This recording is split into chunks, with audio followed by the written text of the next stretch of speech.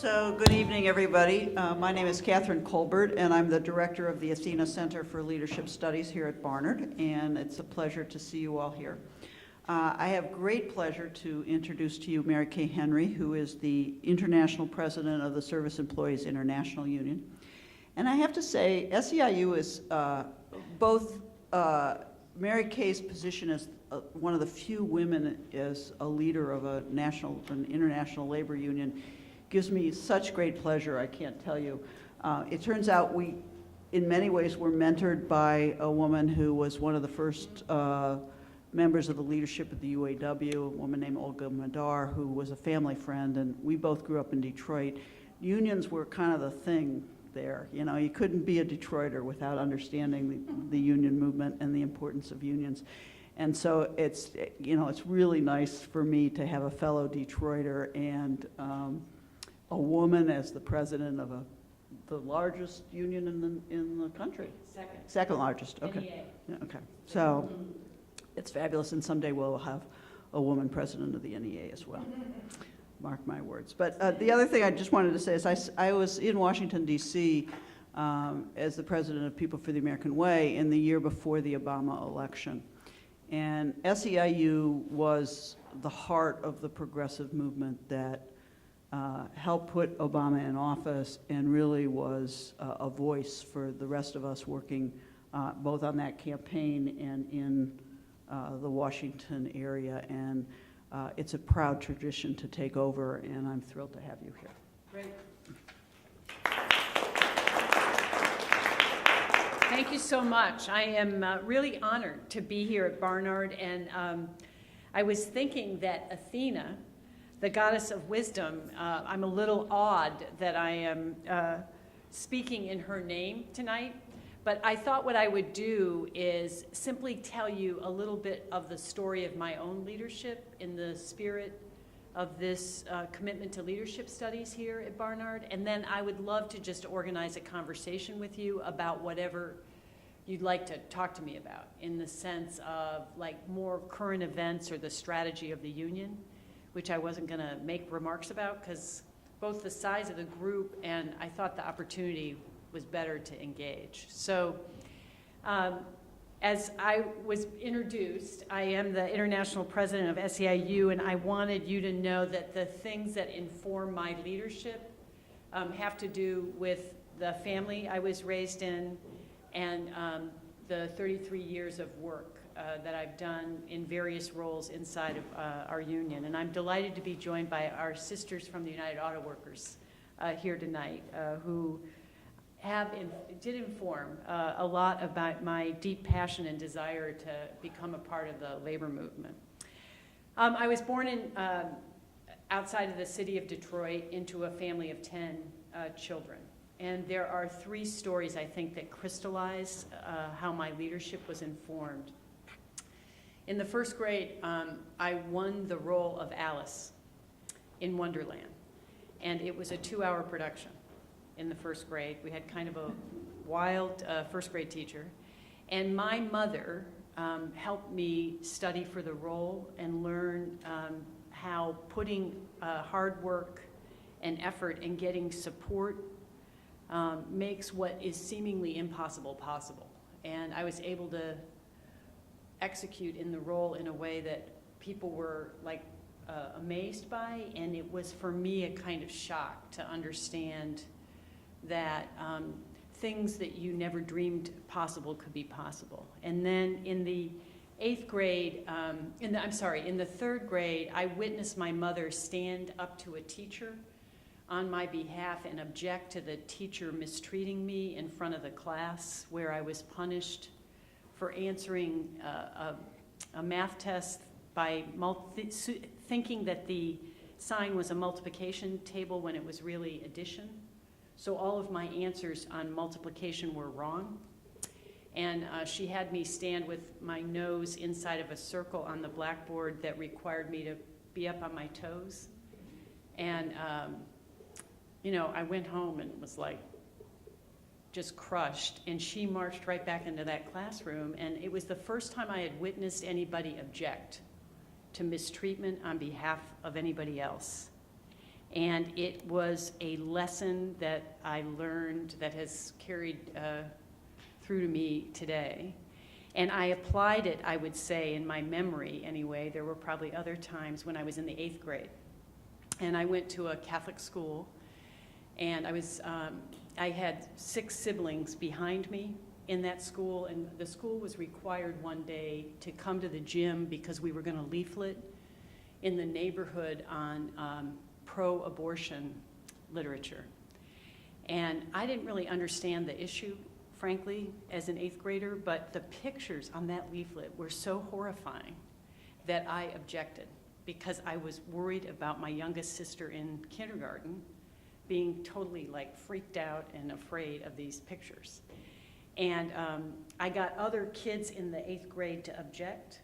Now, we paid a heavy price, by the way, for our objection, but for me, it was another reminder of the lesson of if you think something's wrong, you have to speak up and get other people to join you in objecting to that. And we were able to stop the leafleting.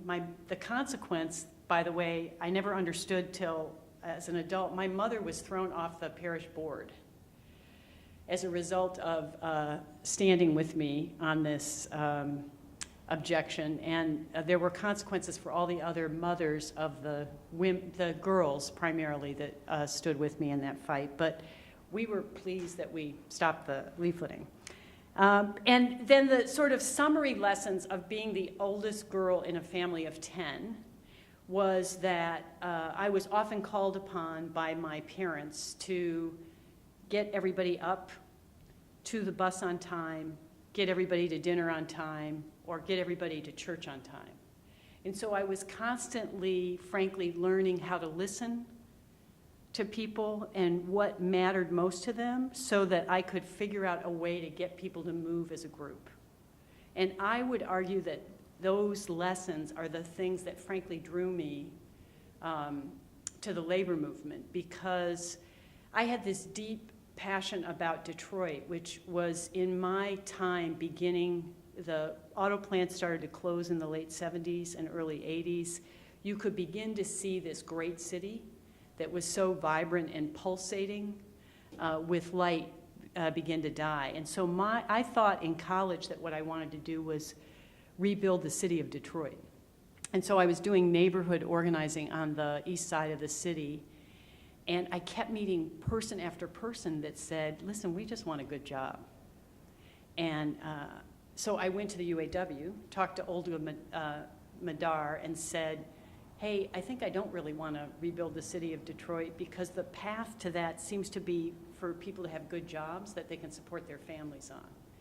And women were not being hired from outside the assembly lines. You could rise in the ranks of the UAW if you worked as a member. So Olga, who was an officer in the union, said you should go work for the Lady Garment Worker Union because they'll hire college students from outside. And so I got a $40 bus ticket and went to New York. And they sent me to SEIU. The Service Employees International Union had a woman on the executive board who was threatening to file an EEOC suit against the International Union for not hiring women.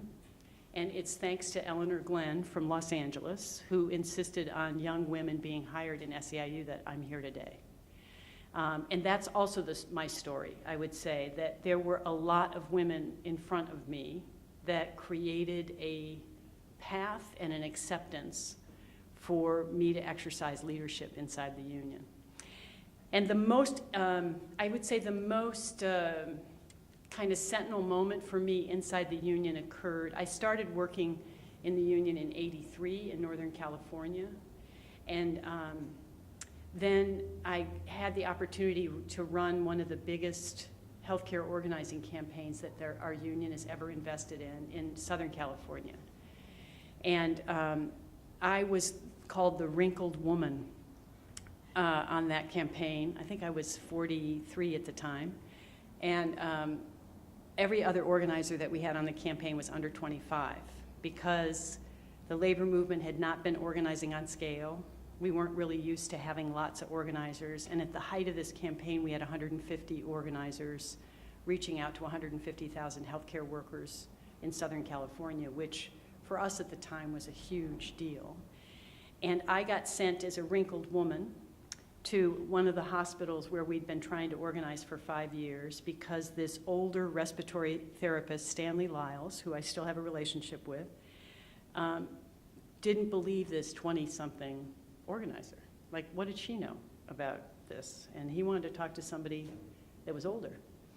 And so I was often dispatched to go do this kind of work that was targeted with individual leaders. I sat down with him and he says, well, you just sound like an older Cass. That's exactly what Cass told me.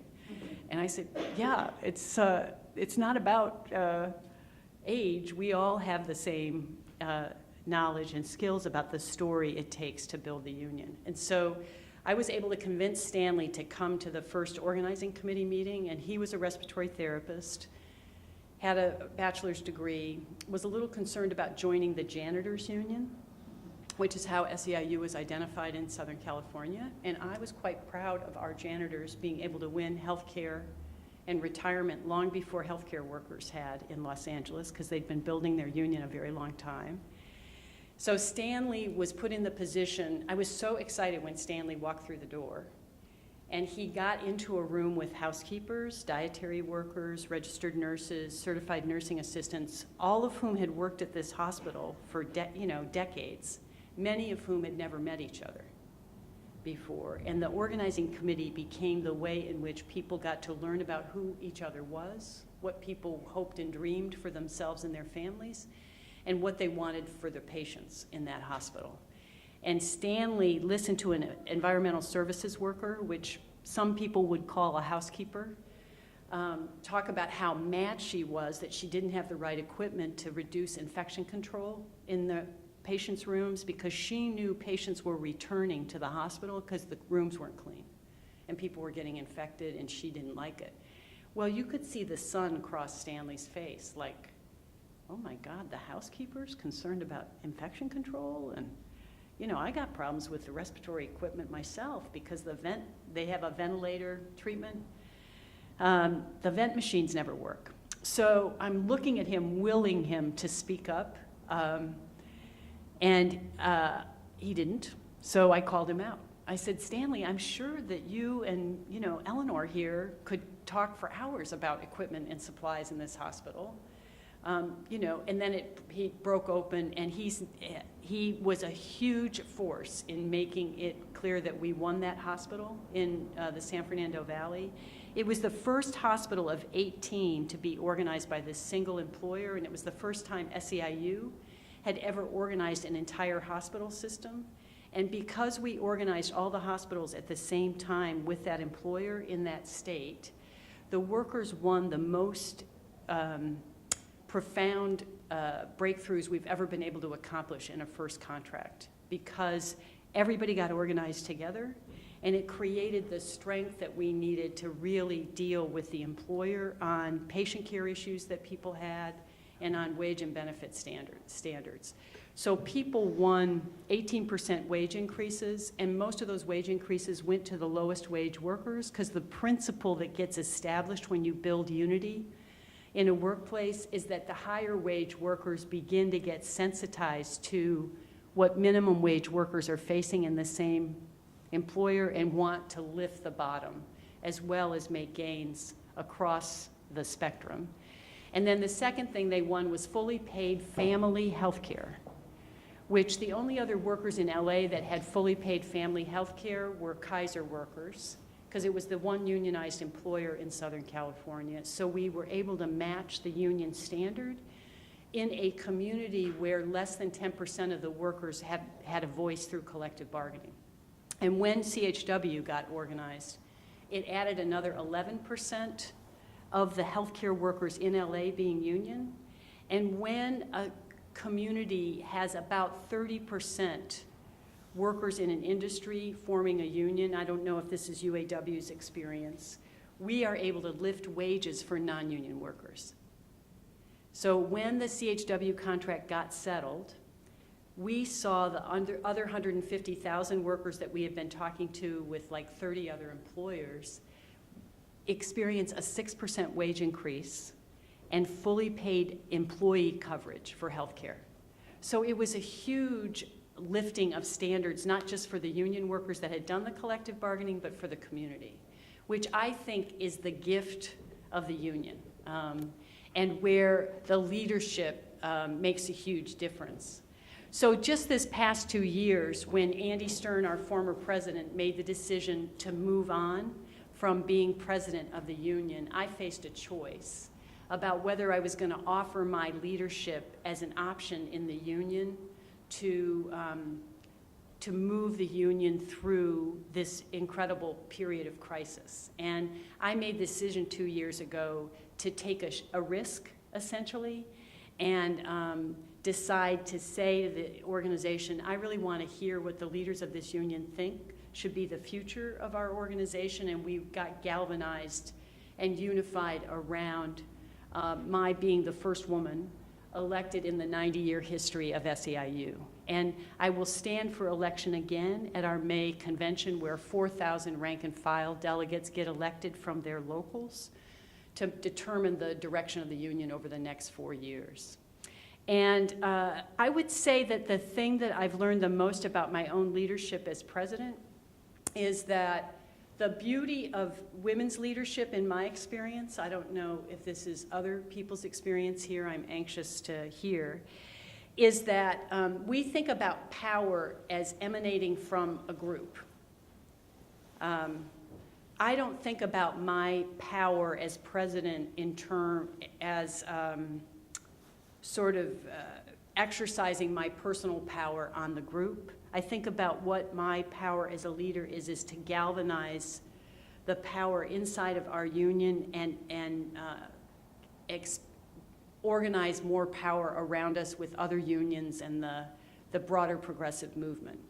And I think there are a lot of male leaders in our union that share that vision for how to organize power. I think the gift that women leaders bring is a lived experience of how we can't make it happen by ourselves, and that we are stronger together in ways that we experience as we move through society. So for me, it's been a real experience to kind of step into the fullness of the power of the presidency role, to exercise the power, but also to use it as a tool to create a much broader progressive movement.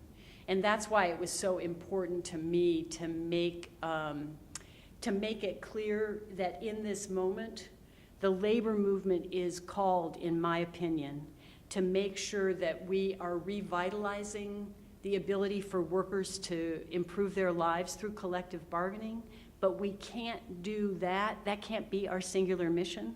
We have to unite the building of stronger worker organization with a broader justice movement that's dealing with the attack on reproductive rights, the attack on lesbian, gay, transgendered rights, the attack on the environment, the attack on voting rights. And I think stop talking about it as a series of sequential rights fights, but talk about an attack on our vision and values for America and what we think people deserve in this country. And the way we express that inside of SEIU, and I'm in a process now with other labor leaders and the broader justice movement, is that each and every worker, each and every human being deserves dignity and respect. And that basic value in the essential goodness of human beings and their right to be treated with dignity and respect is actually in question, I would argue, in this moment. And then the second thing is that every family and every community should have the equal opportunity to thrive and enjoy their families. And I would argue that too many working people have to string together 2 to 3 shitty jobs where they spend maybe 1 hour with their child, where they're awake, and that's wrong. That it used to be that we were a country where we created jobs that people could do one good job, work hard and play by the rules, and expect that they could provide for their children having an equal shot no matter what their economic standard, and that vision and promise has been broken in this country, and that we want to use every ounce of our union's energy to restore the promise, because we think our obligation is to make sure we leave this planet a better place for the next generation. And so those are the sort of vision and values that guide the work that we're now trying to do on behalf of our 2.1 million members, but frankly on behalf of everybody in our minds, the 99% and the 1% for the 100% in this country, that's our obligation in this political and economic moment. So let me just pause there and let's have a dialogue about what people are, and is it important, can I step away from the mic, or do you need me to stay on the mic? For recording, I would need you on the mic. Okay, fine. So I'm interested in your view of Wisconsin and what that means more generally. Can the people hear me? I'm interested in what's happened in Wisconsin and your view about what that has meant for the labor movement more generally, and where you think the response is going to go. Great. I thought it was a huge source of inspiration about this notion that when people object, act collectively, and decide to keep organizing, anything's possible. And I thought those three things were a huge source of inspiration. I know inside our union, it increased people's confidence, just like the Occupy movement did, in believing that this is a moment where we really can rebuild a national movement for change in this country. So that's the first thing I think that mattered about Wisconsin. The second thing is that nobody ever dreamed in December of 2010 that it would be possible for this nation or a state to be having a fight about collective bargaining as a path to the middle class or to sustain the middle class.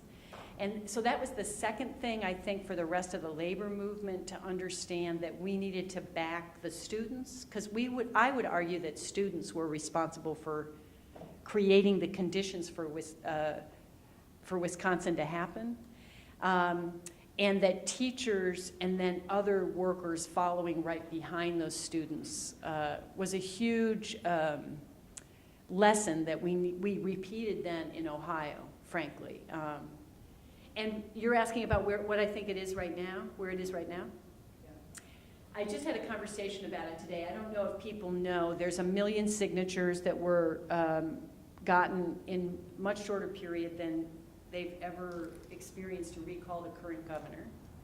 None of those signatures were paid for, which is the other kind of shocker for the American labor movement and the Wisconsin Democratic Party, because most other recalls in that state signatures have been paid for, but there was this spontaneous combustion because of the uprising in February of 2011. And now we are stuck in the mud. There is a division in the labor movement. There's a division in the Democratic Party about who the alternative candidate ought to be to Walker, which makes me crazy. And then there is a fight about the rules, because Governor Walker controls the Election Commission and is refusing to validate the signatures that have been submitted, and won't set the date for the recall. And so there's now a game about the rules going on. And then I don't know if people have seen, but David Koch from the Koch brothers has been in the state, has pledged $100 million. And I think people are now beginning to wonder, are we going to be able, is the people-powered movement of Wisconsin going to be able to overcome the opposition's investment? So there's a core group of people, there's some folks from our union involved in trying to bring unity on, let's get behind this candidate, and then let's get our attention on trying to deal with calling the question on the game being rigged by the Election Commission.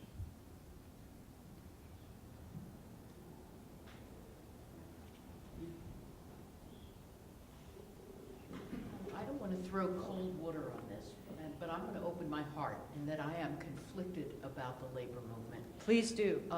You are not alone. From your very story, where you started out by saying, well, you really wanted to change Detroit, but they wouldn't let you in because you weren't on the assembly line or that. You as a woman, an outside woman, weren't allowed in.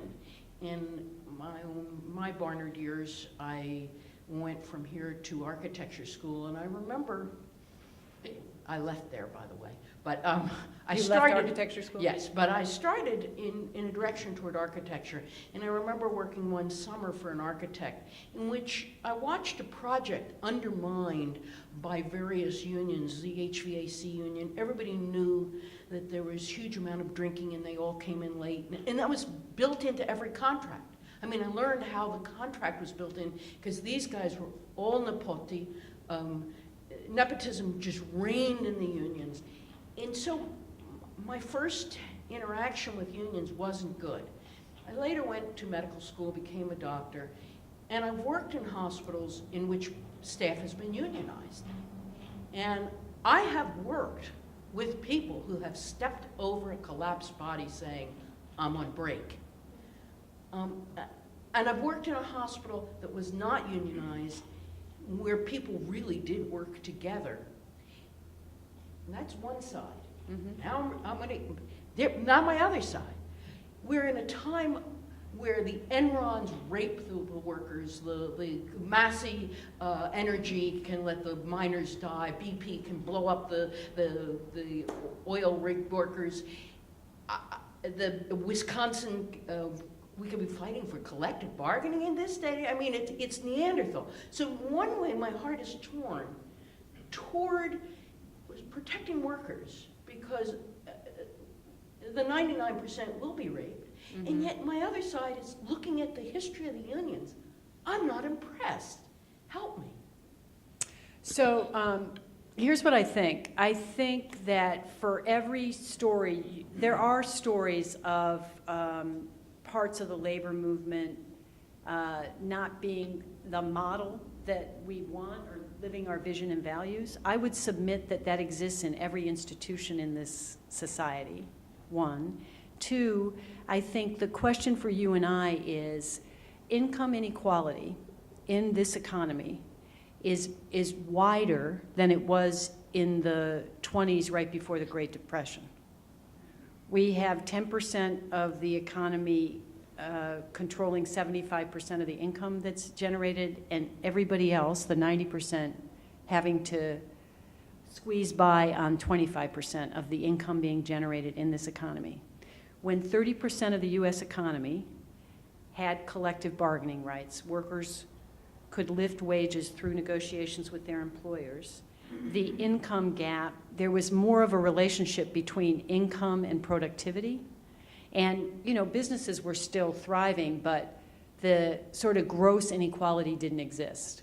So the question I would pose back to you, because I assume you're a person that cares about that inequality, is there is no other vehicle in the US economy, in my opinion, than unions that are going to help deal with this. And so you have to help me forgive those bad experiences and reach to, this is an institution that we both have to fight for if we want to deal with income inequality.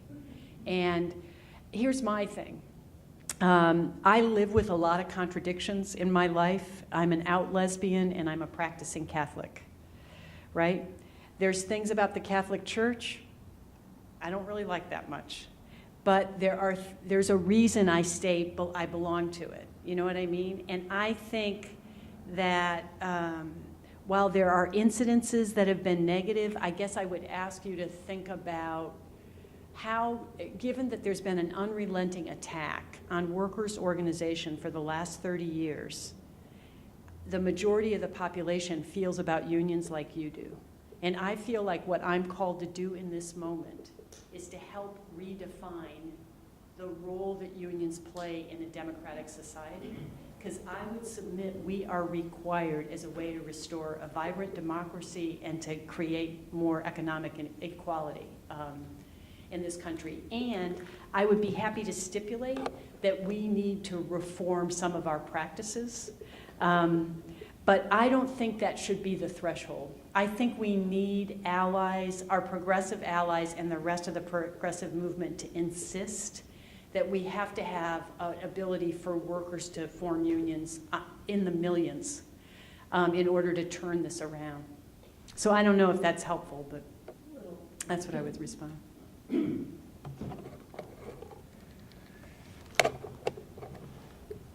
Hi. Well, I am a big supporter of unions, and I'll just give you a little insight to why. My husband worked construction, and he had a life-changing accident, which was due to negligence. And I thank God that he was on a union job, because if he wasn't, there's no way I'd be sitting here. I wouldn't have my home, my children would be, their future would be in a lot of doubt. So I've firsthand experienced, how important it is to be a part of a union. So my question to you is, unions have been in decline for 40 some odd years, and Why would I want to be a labor president right now? well, SEIU has been like the shining example. I think you've been growing for the past, well, I know through Andy Stern's. Yeah, thanks to tenure, Andy Stern, right. and hopefully still continuing.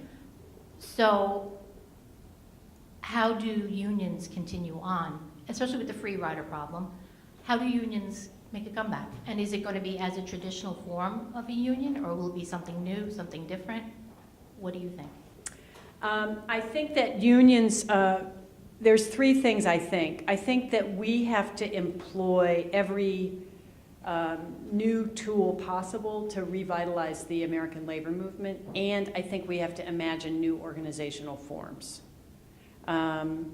And the thing that I'm committing myself to is trying to build as much unity of purpose amongst the rest of the American labor movement. And Bob King from the UAW has been an incredible ally in imagining this, because we, the labor movement, have to recommit ourselves to building a broader justice movement in this country. And in so doing, the 16 million workers that currently collectively bargain need to join hands with the 9 million people that are active in the environmental movement, who join hands with the 6.7 million people that are part of Move On, who join hands with the 800,000 new people that just joined Planned Parenthood in the fight in the past 8 months.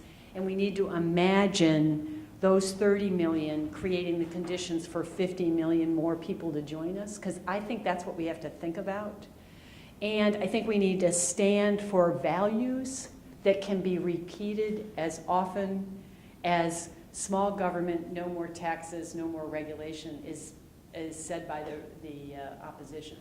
And frankly, I think the Occupy movement gave us the gift of making crystal clear in the minds of the majority of the people in this country what the problem is. And now we've got to paint a picture for our solution. And the way I've been talking about it with other leaders nationally is everybody counts, everybody works, and everybody contributes as sort of our three core values that we need to drill and begin to organize a unified strategy around. But I think the thing that I have spent the least amount of time on, frankly because of the attack, is imagining the new forms of organization. So what our union is doing is seeding money to community-based groups who we think are going to figure it out better than we can, by seeding a group that wants to organize fast food workers here in New York, seeding a group that wants to organize the Magnificent Mile retail workers in Chicago, seeding the national domestic workers who've done a lot of great work here in New York and have now gone national. They're figuring out alternative forms. There's another group called the Guest Workers Alliance that does a lot with immigrant workers who are on visas in this country. So that's the way in which we're trying to imagine the new organizational form. None of those other forms have yet figured out how to lift wages. And that's, I think, the turnkey that we have to come to terms with, especially as minimum wage initiatives are rolled back. I don't know if you're aware, but all across the southern United States, most minimum wage laws at the local or state level are being undone. So there's no minimum wage in Louisiana. People are working for $3, $4, $5 an hour in Louisiana. So that, you know, we have a hill to climb here. But I don't know if you believe this. I actually believe that people in this country are more ready for some kind of real change because of what you said. Like the corporate power sort of dictating the kind of country we're living in, more and more people are saying, wait a second, you know, enough is enough here. You know, we all deserve better than this. So I have a hope because of that.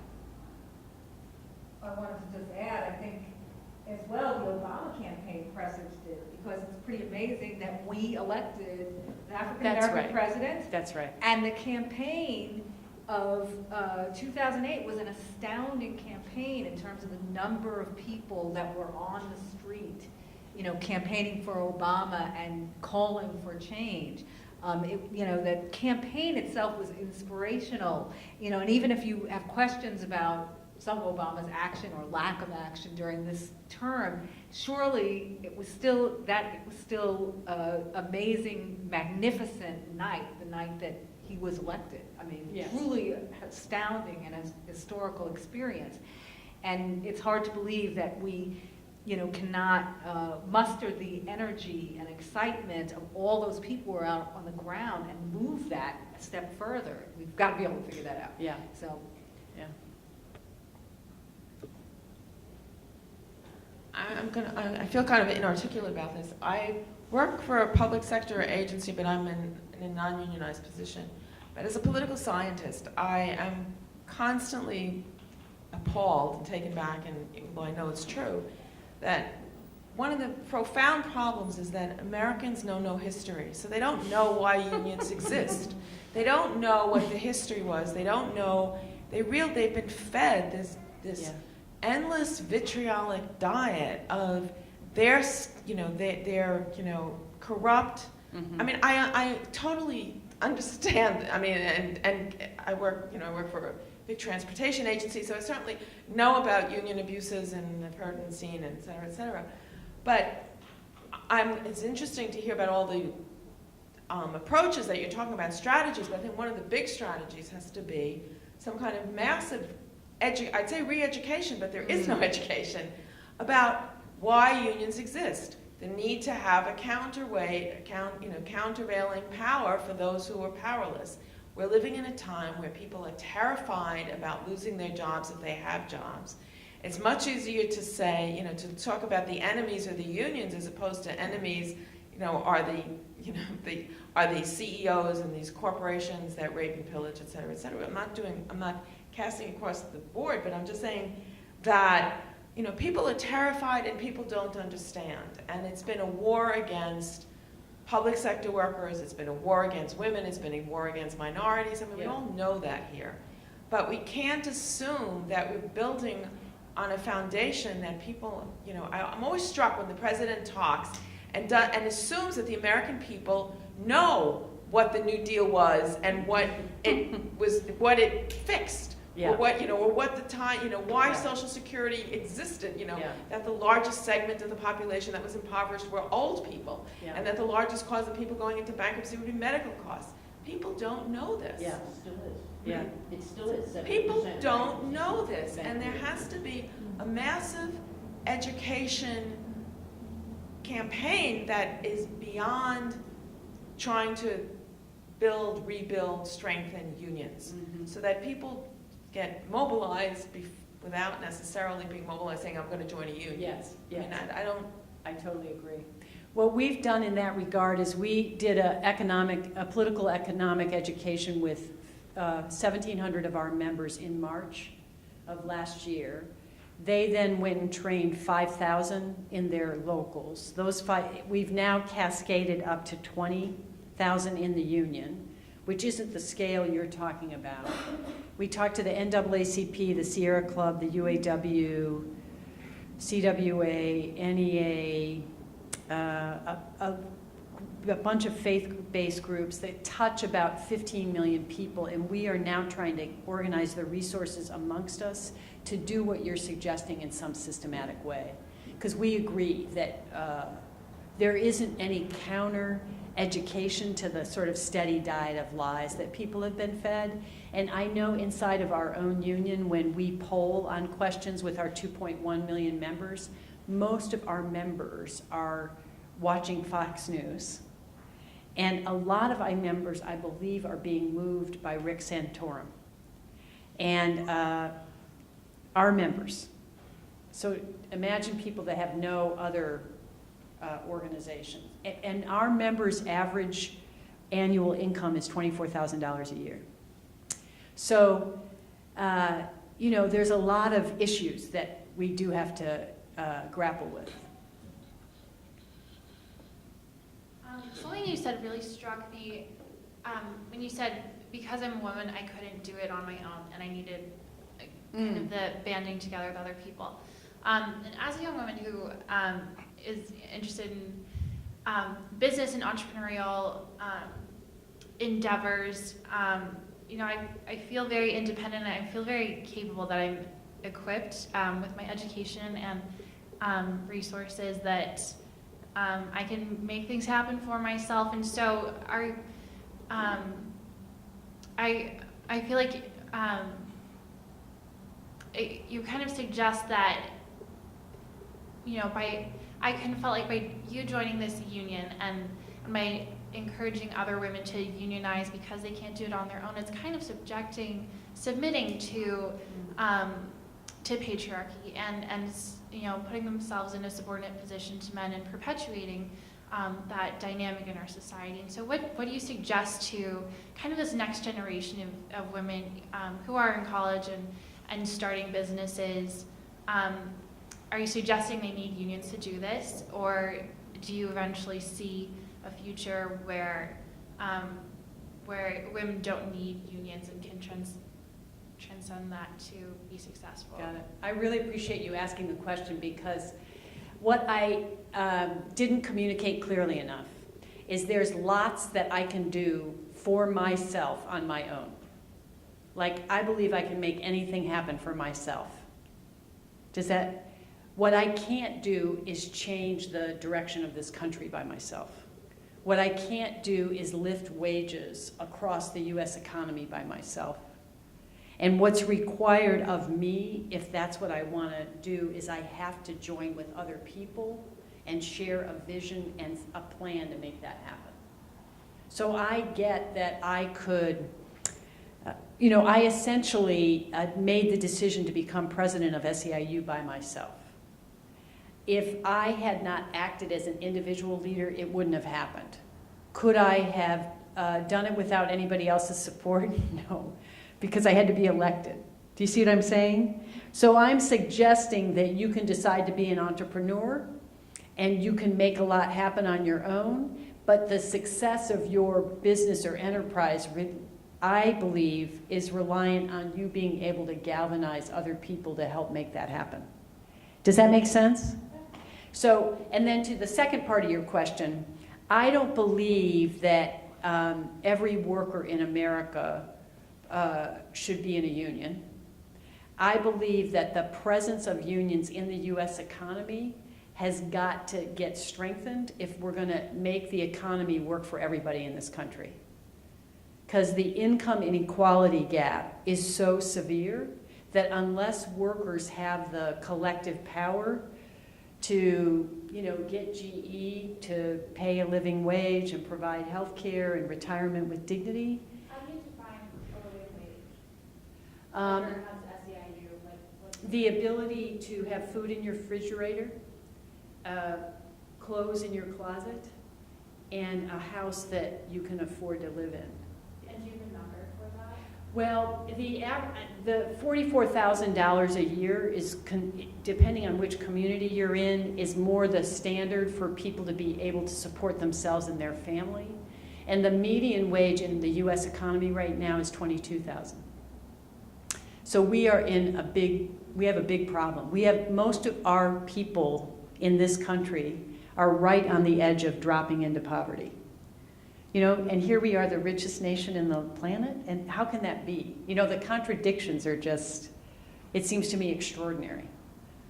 And so I would want women in this economy not to necessarily be in a union, but to be in an organization and in relationship to each other to help make sure that, you know, every woman has the right to freely access health care, that, you know, every child can go to a school where they're going to have an equal shot at being able to go on to college or have the same choices no matter what the economic status. So I think there are some things that are happening in our economy that are reinforcing the inequality. Because there's three things that contribute to economic inequality: the decline of unions, public education, and tax policy. And generally, what the Democratic leadership have been talking about to address economic inequality are public education and tax policy. And I think it's our obligation to reintroduce, in spite of the bad rap on unions that we sometimes reinforce with our behavior, but I would say is more because of the 30-year anti-campaign that has been run. We have to reintroduce unions as a part of the solution to income inequality in this country. And I would submit justice for all on a whole host of issues. You know, I was in Maryland last Friday testifying on behalf of our union on the same-sex marriage equality bill because our African American membership knew that we needed national leverage into that state to help move the final 3 votes to pass the law. And that was a very difficult conversation in our union. 80% of our members were against same-sex marriage equality 8 years ago, and we did education inside. And frankly, people were just courageous and stood up and said, we may not all agree, we may have religious differences, but we have to ensure that economic justice can be possible for all working people in this country, and marriage and economic access to pension, health care, homes, custody are all tied together, and so we need to fight for it for everybody in spite of our religious differences. We did the same thing on immigration. 80% of our members don't think our union should be for comprehensive immigration reform, even though we are a union of immigrants. Had the same tough conversation inside. I still get yelled at most unions meetings about our desire to have a pathway to citizenship for 11 million people that are living in the shadows in this country. Because some of our members believe that the presence of immigrants is the cause of the economic crisis and the high level of unemployment. So there's lots of things like that that I feel like we have to address. You mentioned that you don't think that every worker in the United States needs necessarily to be in a union. And I guess my question sort of relates to that. So for states and industries that have a closed shop where, you know, for example, if you want to be a public school teacher in New York, you're required to join the Public School Teachers Union. What is your opinion on that? And do you think that closed shops should be legal, or are they necessary? The closed shops were actually outlawed by the Wagner Act in the 50s. And so what you're referring to is what we call a union shop. And the way I talk about it is that workers have the benefit of joining a union when they go for employment. And here's why I say that. Those workers who enter the workplace after the Stanley Lyles story that I told, you know, where people go through a struggle to try and figure out, is this the right thing to do? And then they bargain their first contract. In order to maintain the balance of power between the workers and the employer, having a unified front of workers investing in that organization is the best way to guarantee the equality. And so the difference between contracts in the Northeast, Midwest, and West to the South, Southwest, where workers are not allowed by law to bargain union shops, is a 30% economic difference. So I would submit to you, if what we are concerned about is income inequality, having all of these states, like Indiana just decided to go right to work, so that means they can't bargain union shops anymore, and union shops are now illegal, will allow workers in a time of economic insecurity to keep the $20 a month or the $40 a month in their pocket because they're so stretched, and they get the benefits anyway. So I frankly think it's a way to depress wages is our problem. So what would an example be then of like an industry where you don't think everybody ought to be a member of a union? Well, there are freelancers that actually are trying to form some kind of collective organization here, as I understand it. There's a lot of contingent workers who are part-time or temporary that I don't know how collective bargaining or an organizational form would allow them to improve their lives or the services they provide. So, and 20% of this workforce across the U.S. is now contingent, because employers are finding it easier to not provide benefits. So I've tried to organize physicians. Somebody said they were a physician. Physicians may not need collective bargaining because they have market power without the tool of collective bargaining to set wages. I think about it that way more than anything, like what part of the economy can drive their economic standard without collective bargaining as a tool, because it allows for the sort of ultimate goal in my mind. Do you think we can address the income disparity, which to me is the basis of this issue, without campaign finance reform? As you said, the Koch brothers, David Koch, or Koch, however he says it, Koch is how we say it in this town, can give $100 million like that to turn around the will of the people without even blinking. It's petty change for him. And whether it's Adelson or you could name a group of people who are clearly directing the issues and then the information. The news information. I mean, when you have the Murdochs feeding the Fox News is giving the people no information, and we have a country where I recently read 17% of graduating high school seniors cannot locate the United States on a world map.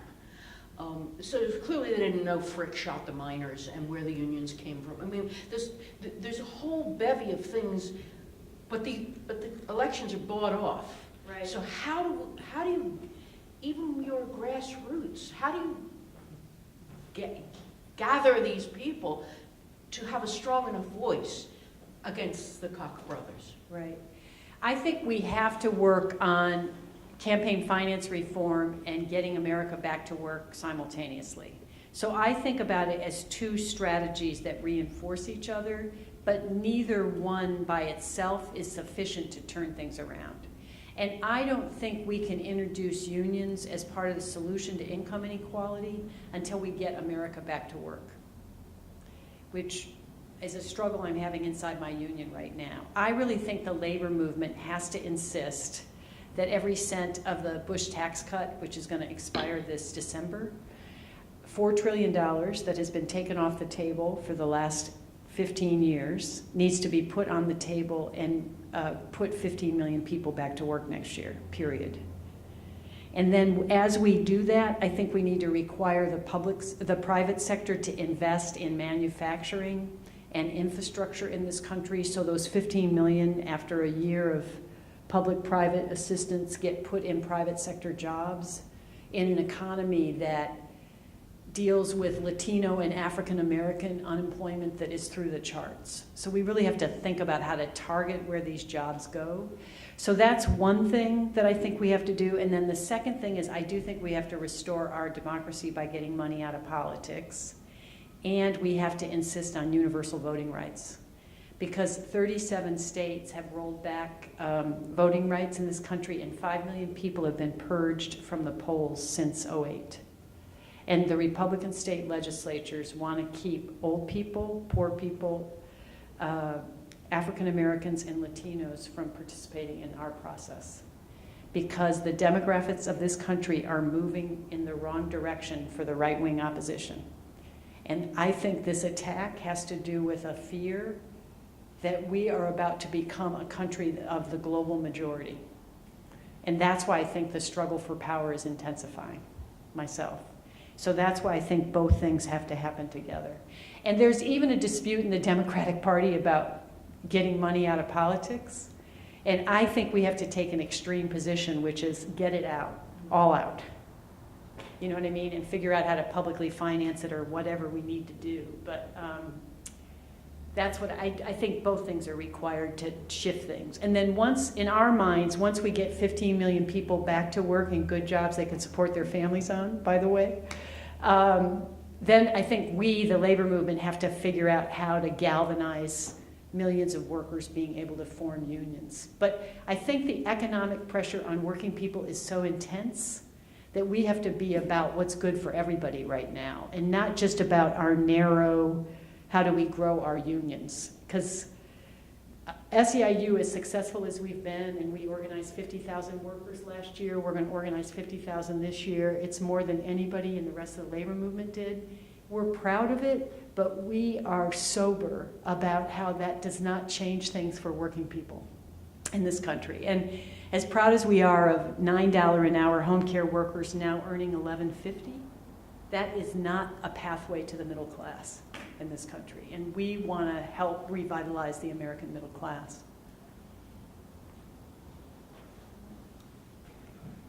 Yes. My name is Carlos Guzman. I'm a member of Oh, hi, how are you? Fine. I'm a member of SEIU from 1970. Yes, I'm familiar. Okay. In those years, I've been also fighting for union democracy. In my union, in this city, in Local 32BJ, there is no union democracy. And I believe also in the SEIU, there is no union democracy. Because in my 40 years, I never have been able to vote directly to elect the president of the SEIU. And the same thing goes with the AFL-CIO. We have no right to vote for them. Mm-hmm.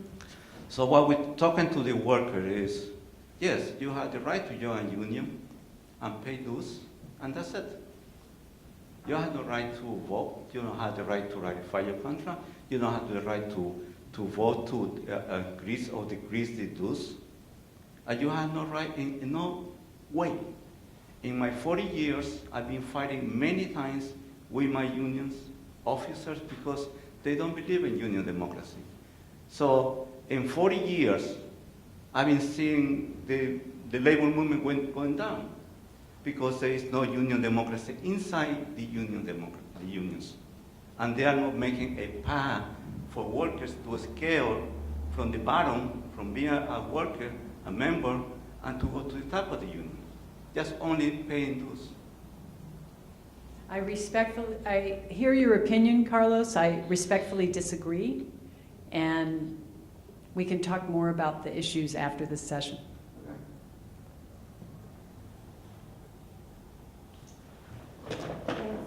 I really, this is a great opportunity, and it's, you know, as somebody who is a student of labor studies and an organizer in the labor movement, it's a pleasure to hear the president of the International of SEIU speak. I actually disagree with you about the contingent workers not needing a union, and maybe we agree more than it seems, but before working for the UAW, I was working for the Writers Guild, and we were organizing production companies, and there was, you know, definitely a decline in the number of scripted television shows, which the Guild had density of, but then we saw a huge increase in the number of these reality shows where there are unscripted, supposedly.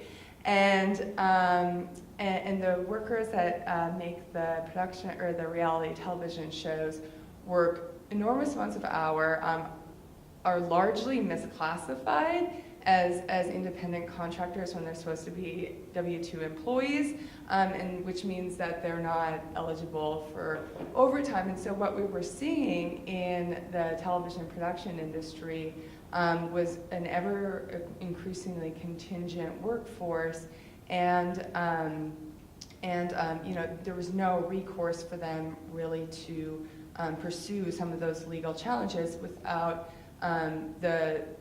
collective action, and one of those options would be forming a union. And so actually at the Writers Guild, they have 3 NLRB elections in the last year and a half and they're negotiating contracts now. And so that's a great success, but that not only is going to be helpful in those 3 production shops as these workers are going to be properly classified, and even though they're still contingent works, they work on a production for about 12 weeks.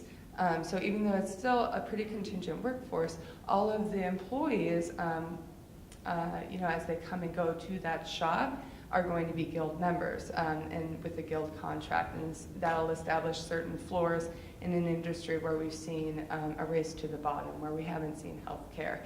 And so I think, it's, I just wanted to say that I think contingent workers definitely, and maybe even more so, need to organize.